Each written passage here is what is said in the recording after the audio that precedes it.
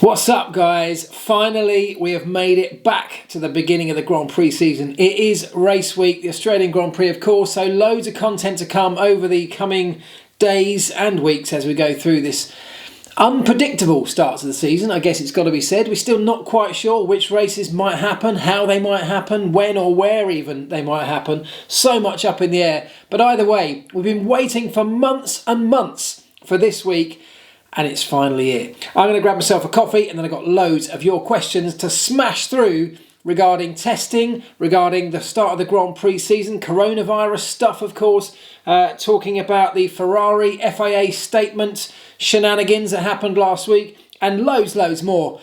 Welcome to another Ask Elvis.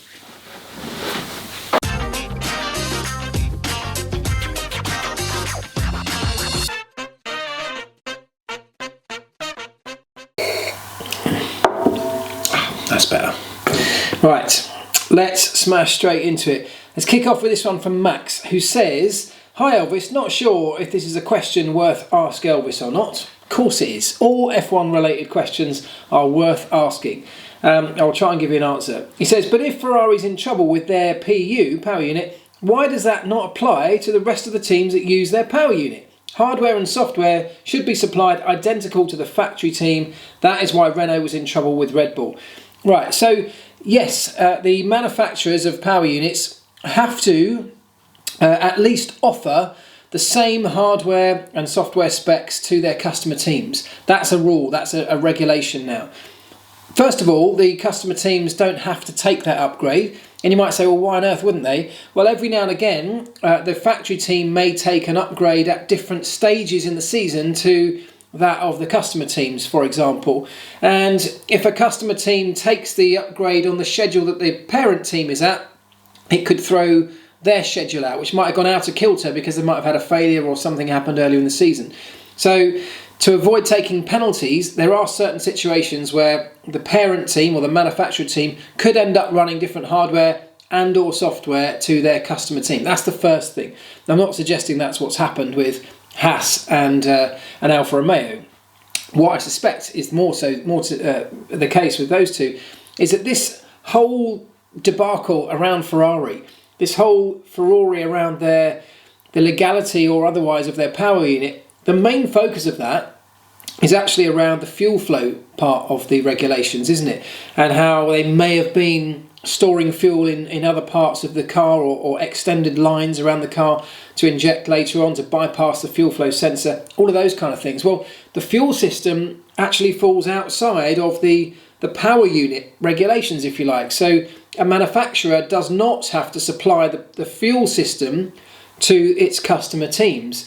So I don't know the ins and outs of exactly what Haas and what Alfa Romeo were running at various stages over the season, but there's nothing to suggest that just because Ferrari may or may not have been running something that may or may not have been illegal, that the two customer teams of that organisation would have to be running the same thing. So I think that's hopefully answered your question as best I can.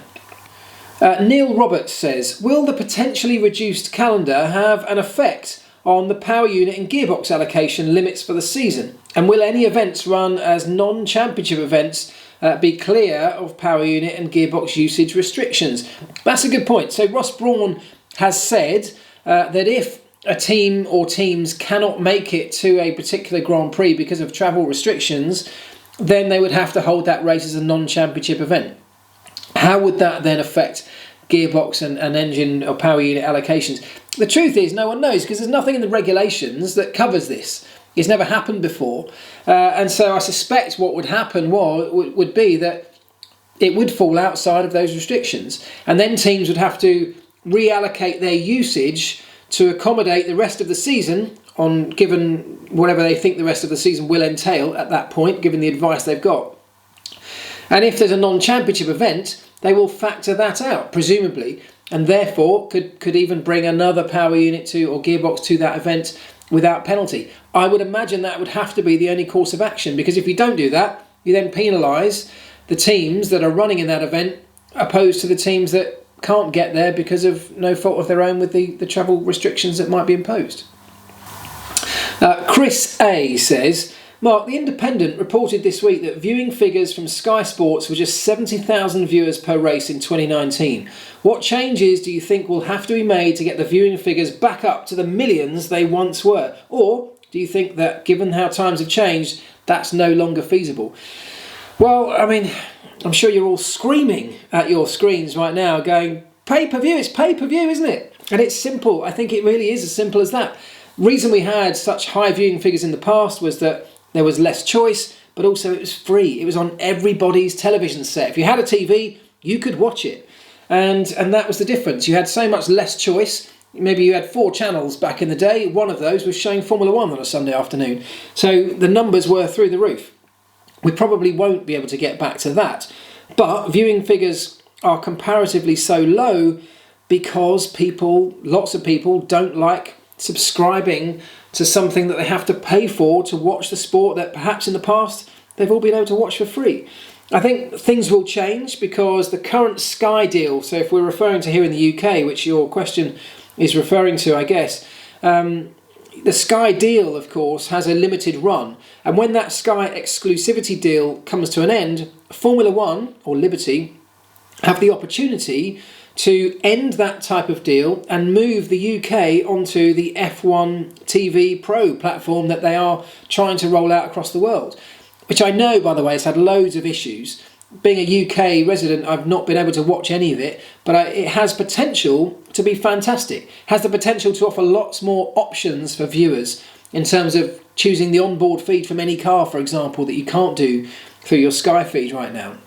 So the potential of F1 TV is great. They just need to iron out the problems, pitch it at a very reasonable price, and you'll find that numbers will go through the roof again. Maybe not to the old school multi-million numbers that we had back in the day, but 70,000 viewers per race in 2019, if that is indeed, and I haven't checked out that figure, but if that is indeed an accurate figure, that's pretty disappointing, isn't it?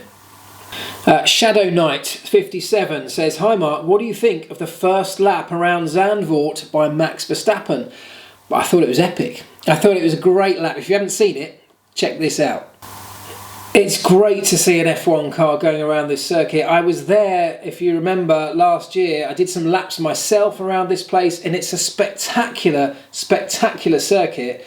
To hear the sound, this is an RB8, the sound that car makes as it travels around the circuit with the noise reverberating off these giant sandbanks around the track is just brilliant. And it only kind of excites me further to see 20 cars together on the track. And I talked in the video about how I think that's going to be tricky. It's a narrow circuit. Overtaking is still not going to be easy, but I do think it's going to be an absolute spectacle. So really nice to see Max getting his first laps around that place. I'd love to know what you think, of course, because what do you think? Do you think it's going to be, a great event? I mean, every time I've ever seen single-seater racing around Zandvoort, overtaking has been difficult. Now, they've made some changes to this circuit, as you well know, with the banked corners, to try and improve some of these things. So I'm absolutely open-minded on that, and I can't wait to see the results. In fact, in just over a week's time, I'm actually going back to Zandvoort. I'll be going there in a week and a half's time to follow up basically where I left off last time. So I'm going to talk to the people I spoke to in the last video, which I'll link in the description, by the way, if you haven't seen it. I'm going to find out what the changes are, how they've affected the circuit, what they look like. If I can get around and do some more laps on the new circuit, then absolutely brilliant. But stay tuned, because that is a video that you will want to watch. But yeah, I'd love to know what you think of Zandvoort. What do you think of Max tearing around the circuit? I thought it was absolutely fantastic. And on that same subject, Juiced Bolt says, "Do you think that Red Bull has an unfair advantage because Max has already driven, albeit an old, Formula 1 car around the new Zandvoort track?"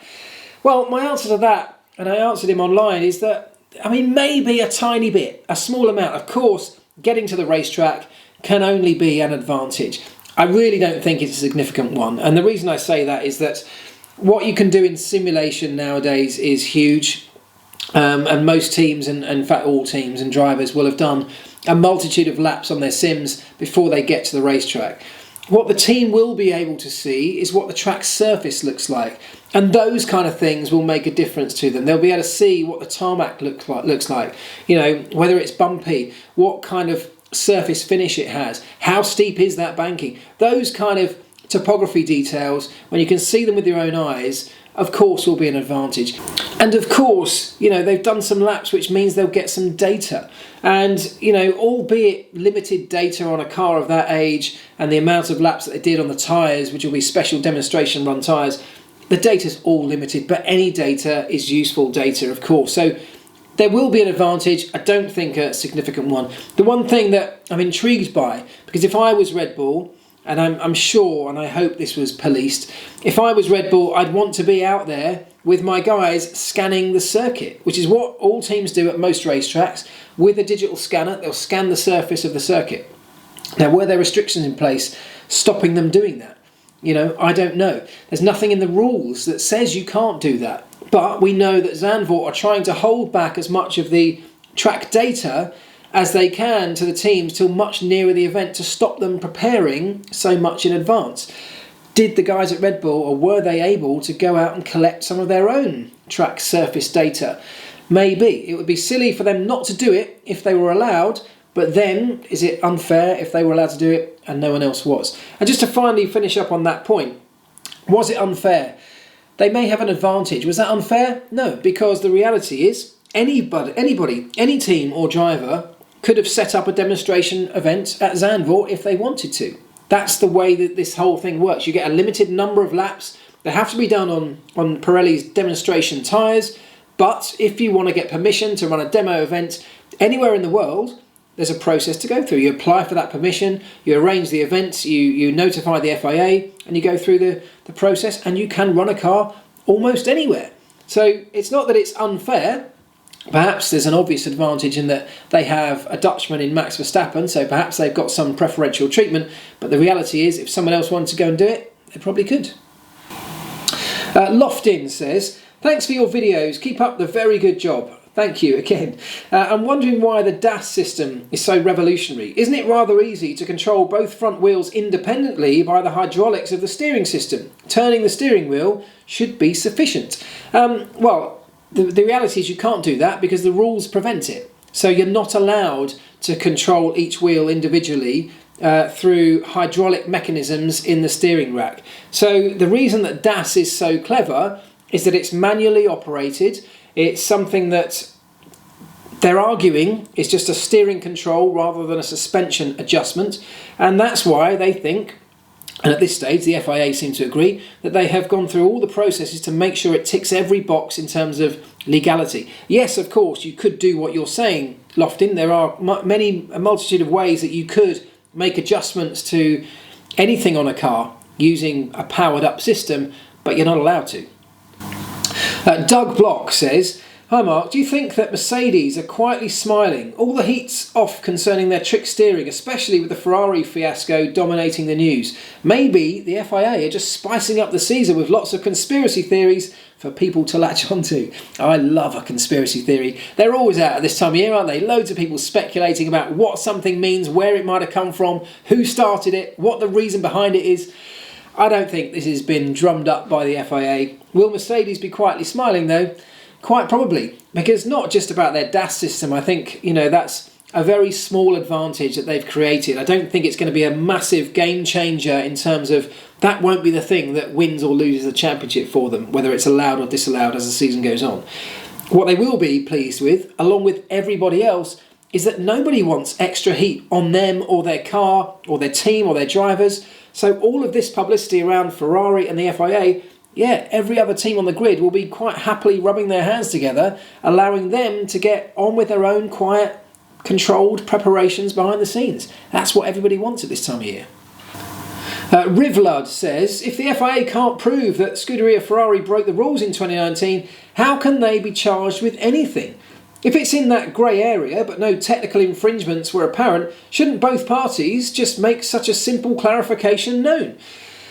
Yeah, that's exactly what should have happened. It should have been very clear. The statement from the FIA, you know, announcing the results of the investigation, yes, should have been much clearer. And if it had been clearer, yeah, lots of people may not have agreed with the outcome one way or the other, but at least we wouldn't be having this ongoing discussion about the transparentness, the fairness of the way the sport's being governed, which is what's happening right now. So yes, simple clarification is exactly what everybody wanted, whichever side of that line it fell on. Adam Barber says, with pre-season testing finishing last week, do you think it's a good idea to move the pre-season testing to a non-championship circuit? Somewhere like Jerez or Portimao, for example. Would this also make the Spanish GP more exciting? That's a good point, right? Because we all talk about how teams end up being too prepared for most Formula 1 races. And if we ever have a Friday cancelled because of bad weather or something, we all then jump on the fact we quite often have a decent race and we're going, well, why don't we cancel Fridays? They're too prepared. So at the Spanish Grand Prix, where they've done a million laps around these circuits, around the track, yeah, they're well prepared for it. Could we go somewhere else? Absolutely, we could go somewhere else. There are various reasons we go to Barcelona.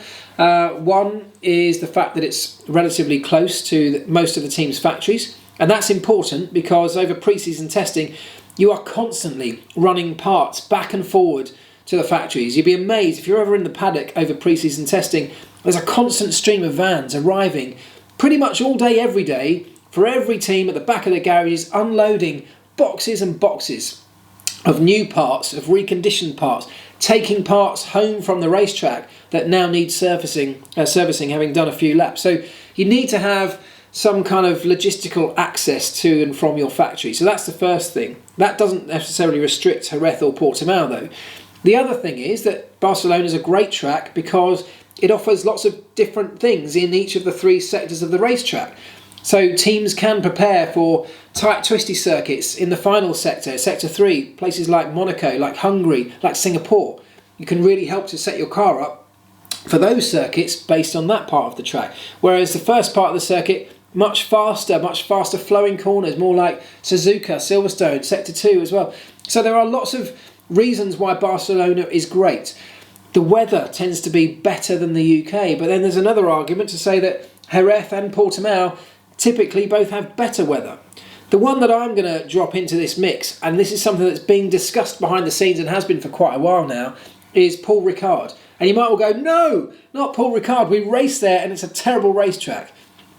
It is a terrible racetrack and we have some terrible races there, unfortunately, but it's a great test track. And there are a number of reasons for that.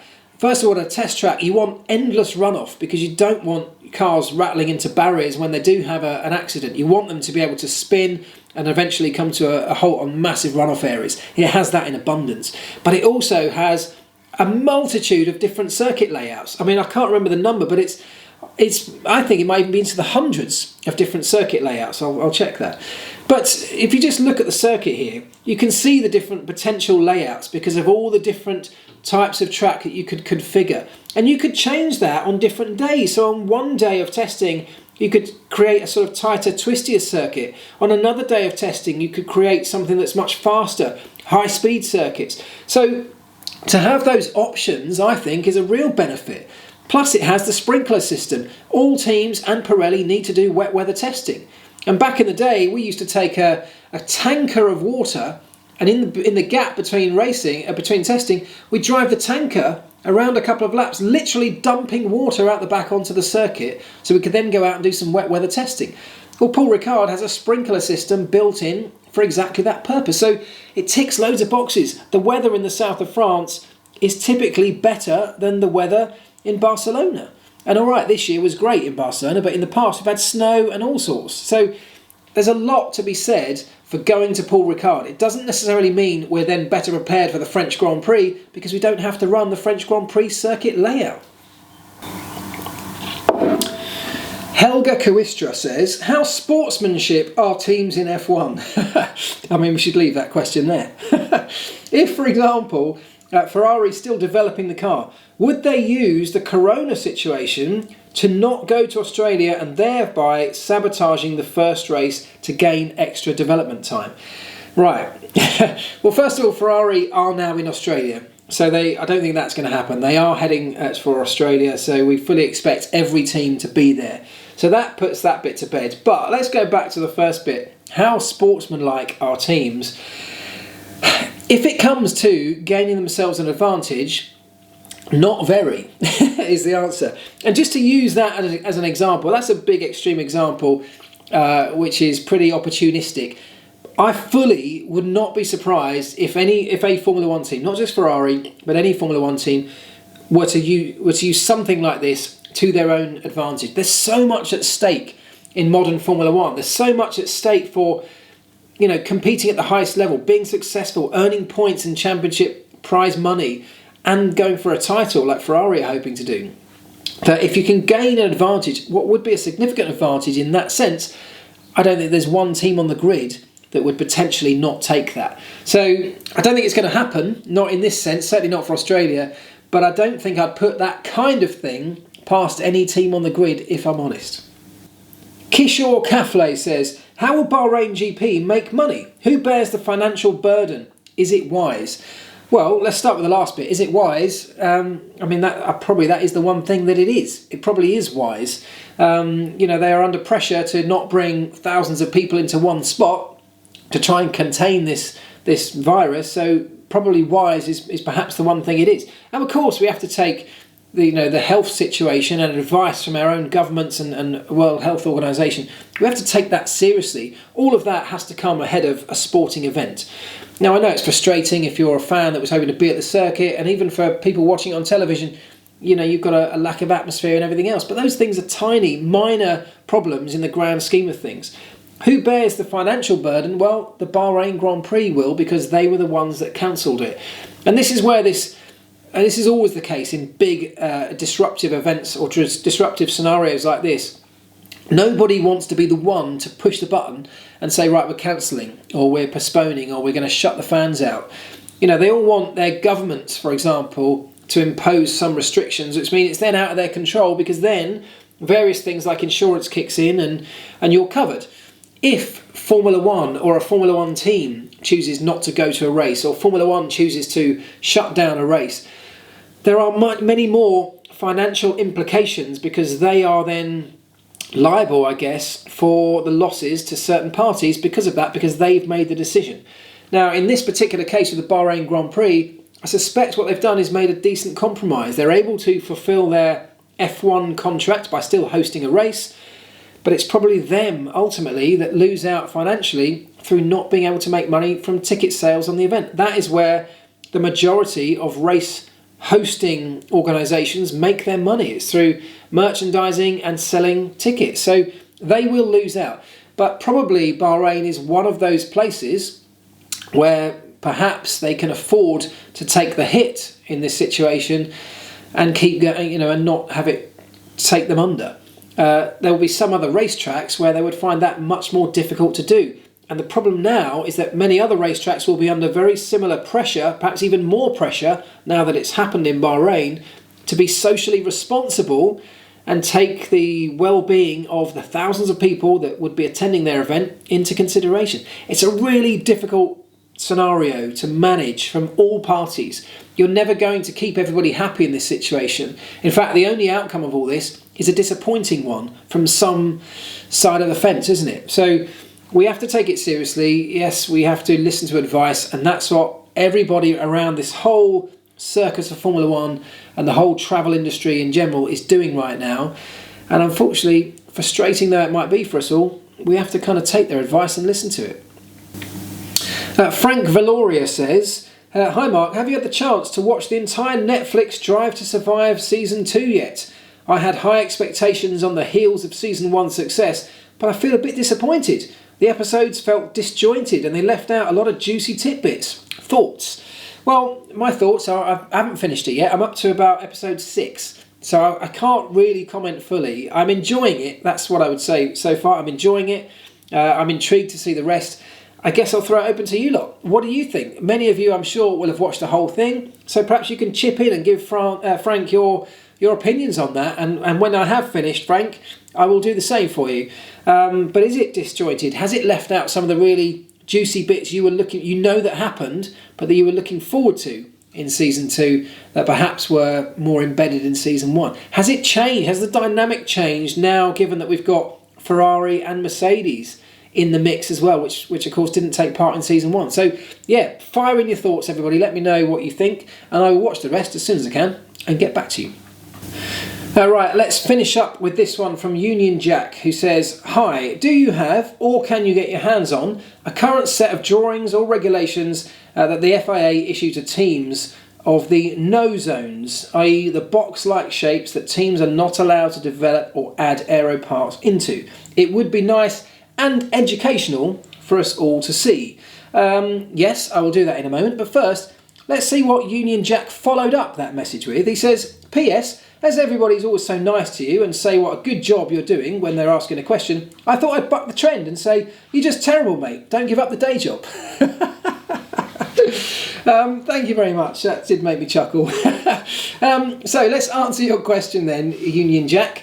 The answer is there is no drawing that they hand out to the teams with boxes. What they do is hand out a set of regulations. Now you can go and download these regulations if you want from the FIA website. If you really are interested, I'll put the link in the description. They look like this, and there are 138 pages. This is the 2021 regulations, just out of interest. 138 pages of technical worded explanations on every single aspect of a Formula One car. And to talk about the boxes that you're referring to, what a designer in a Formula One team has to do, and they will have all been doing this since October when these 2021 regulations came out. It will be somebody's job, a designer in each factory, to go through each of those 138 pages, analysing every word in detail. First of all, they will go through and they will draw out themselves in very simple terms, even if just in their minds, the boxes that you're referring to. So looking through the wording of the regulations, they will construct boxes, perhaps just a very simple sketch to see what the basic shapes of the car are going to be. And then of course all of that gets digitally modelled in CAD, and then they are able to start finalising and fine-tuning that, shaping it down, getting the finer details as close as they can, and working out what they've got to work with, what they can fit inside those boxes, whether there are any loopholes in those regulations that can be exploited, whether there's any wording that could be interpreted in a slightly different way to the way that it was perhaps meant that could offer an advantage. And there will be a team, a growing team of people, as the regulations become more and more established, because they are constantly being updated as we go through this process. There'll be a team looking at how on earth they can get the most out of those regs. But there is no, it sounds very simple, doesn't it, to give the designers or the teams a bit of paper with the shape of a Formula One car and say, right, go and fit something into those boxes. It sort of works like that, but of course, as everything does in Formula One, it's hugely complicated and perhaps far more complicated than it should be on many occasions. But that is how it works. There's another version of these whole regulations in terms of the sporting regs, so the rules about how a race weekend is run. And then new for 2021, there's another version of those regulations, the financial regulations. First time we've ever had those. And there will be teams of people looking at each set of those in exactly the same way, looking for loopholes, different interpretations, potential advantages, potential pitfalls, trying to understand what everyone else might be doing, whether you could do something different. So it's a huge game that everybody's playing, and it's the attention to detail, the focus down on every single word in that huge document, looking for things that you might be able to turn into a little advantage for yourself. That's where the key to winning Formula One races, and certainly World Championships, lie. Right, that's it. Thank you very much again, everybody. Some good questions, I thought, this week. I hope you enjoyed it. If you did, give a little thumbs up. And if you're not subscribed to the channel, please do. Just hit subscribe. Costs you nothing, but you'll never miss another video, and there'll be lots of content coming now over the coming weeks. I've got a load of content banked at the moment that I'm starting working through the edit process with. Some really cool stuff, lots of really cool stuff coming as well, like my trip to Zandvoort next week. Can't wait for that. Plus, of course, we've got some Grand Prix to throw in the mix, so we'll be doing race previews like we did last year, and as I say, every single Monday more and more of this. So if you've got questions on anything, don't forget to hit me up with the hashtag #AskElvis anywhere you like, and I will find them and try and answer as many as I can. Also, if you want to subscribe, just hit the little bell. I don't know if you know about that, but hit the bell down there, and then it will notify you when I do a video, because it's nothing intrusive, it just pops up a little notification. But because I do the videos at random times, I don't just do it 6 o'clock every day, I do it whenever they're ready. you hit the notification bell, you'll just get a little bell to notify you that there's a new one to watch and you won't miss it. Anyway, you can do that if you want, and I'd appreciate it. So thanks very much again. Thanks for all of your comments, and I will continue to answer as many as I can online. But I'll see you all very soon. Ta-da.